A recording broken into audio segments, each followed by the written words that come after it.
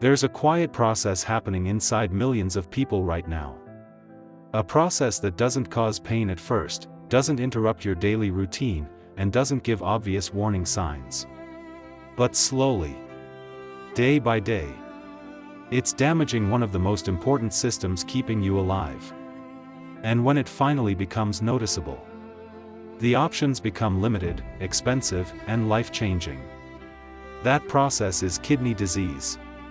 And today, we're not just scratching the surface. We're going deep into how your kidneys actually work, what destroys them, how to detect the damage early, and what you can do to avoid becoming a victim of this silent condition.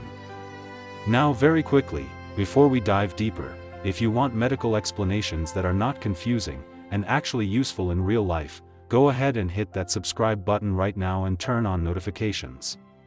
Because on this channel, we break things down in a way that sticks with you. Let's go in. Your kidneys are not just organs. They are precision regulators. Each kidney contains about 1 million microscopic filtering units called nephrons. These nephrons are constantly working, filtering your blood every second.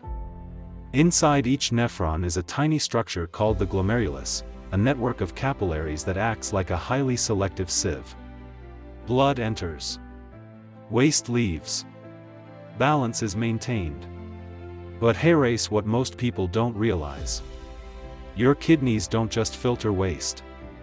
They regulate fluid levels so your body doesn't swell or dehydrate. They control electrolytes, sodium, potassium, calcium, which keep your nerves and muscles functioning properly. They maintain acid-base balance so your blood pH stays within a narrow, life-sustaining range. They produce hormones that control blood pressure and stimulate red blood cell production. So when your kidneys are working well, your body feels stable, balanced, normal. But when they begin to fail, everything starts shifting. Let's talk about physiology turning into pathology, the moment things begin to go wrong. Kidney disease often starts when the nephrons become damaged. This damage may come from prolonged stress, like high blood sugar, high blood pressure, toxins, or inflammation. Initially, the kidneys try to compensate. The remaining healthy nephrons work harder. They increase filtration to make up for the damaged ones. But this overworking creates internal pressure. And over time, even the healthy nephrons begin to fail. This process is called hyperfiltration injury. It's like overloading a machine continuously. Eventually, it breaks down. And because the body can compensate for a long time, you may not notice anything until significant damage has already occurred. Now let's move to treatment, and this is where strategy becomes critical. Treatment depends on the stage and underlying cause. In early stages, the focus is on slowing progression. This includes controlling blood sugar, managing blood pressure, adjusting diet, monitoring kidney function regularly. Now let's talk about medications, because they play a key role. Drugs like ACE inhibitors and ARBs help reduce pressure inside the kidney filters, protecting them from further damage. Diuretics help remove excess fluid. Medications may also be used to control blood sugar, treat anemia, balance electrolytes, manage bone-related complications. As kidney function declines further, more advanced interventions are required. At the final stage, when kidney function is severely reduced, treatment options include dialysis, where a machine removes waste from your blood, kidney transplant, where a healthy kidney replaces the damaged one. Both are life-saving. But they require commitment, resources, and long-term care. Now let's talk about something many people overlook: lifestyle changes and habits to quit. Because in many cases, kidney disease is influenced by daily choices.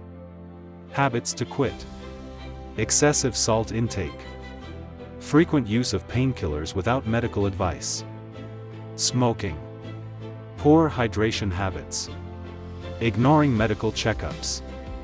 Habits to adopt: Eating balanced, fresh foods. Drinking adequate water.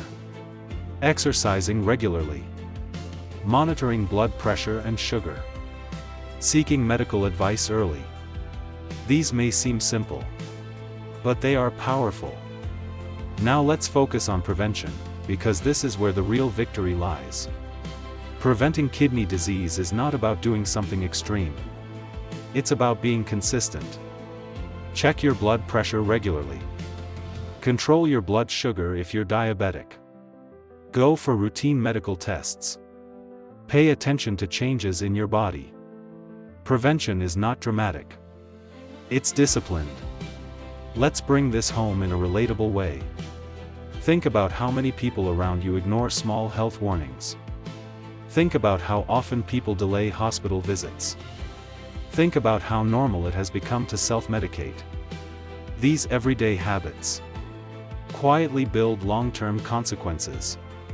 Now imagine a different story. You decide to take your health seriously. You go for a checkup. You detect a problem early. You act on it. You change the outcome of your life. Erase the truth. Kidney disease doesn't happen suddenly. It develops silently. Over time. But the same way it develops slowly. It can be prevented with awareness and action.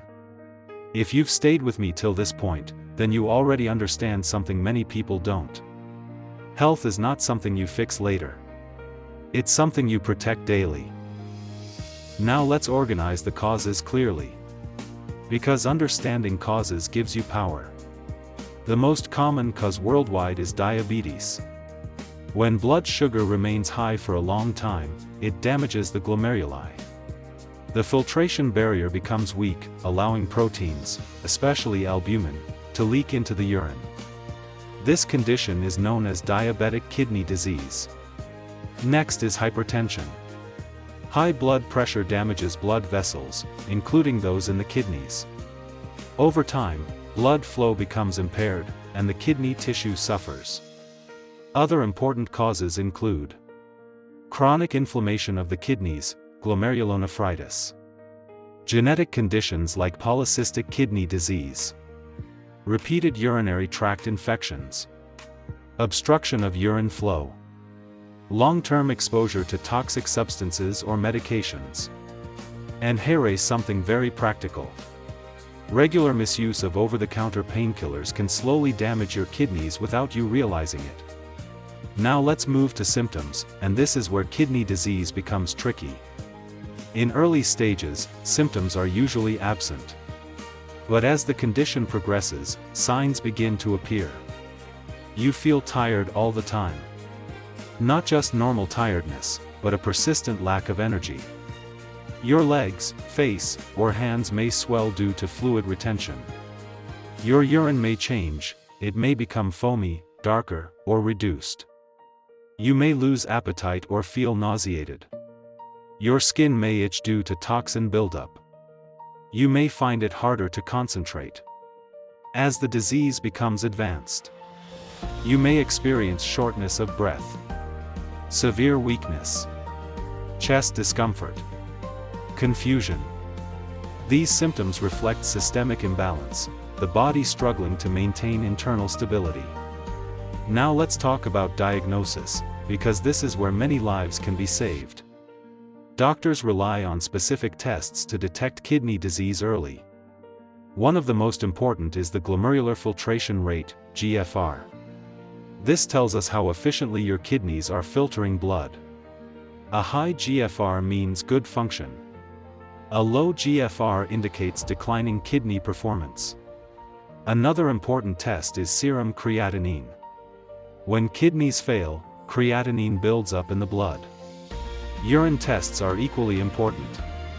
Presence of protein, proteinuria. Presence of blood. Abnormal findings. Imaging, such as ultrasound, can reveal structural changes. In some cases, a biopsy is done to identify the exact cause of damage. If you found this video helpful and you want more deep, simple, and powerful medical explanations like this, then you already know what to do. Subscribe to Pharm Geraldinho TV, where we break down complex medical topics into clear, practical knowledge you can actually understand and use. Like this video. Share it with someone who needs it. And drop a comment. This is Pharm Geraldinho TV, where knowledge saves lives.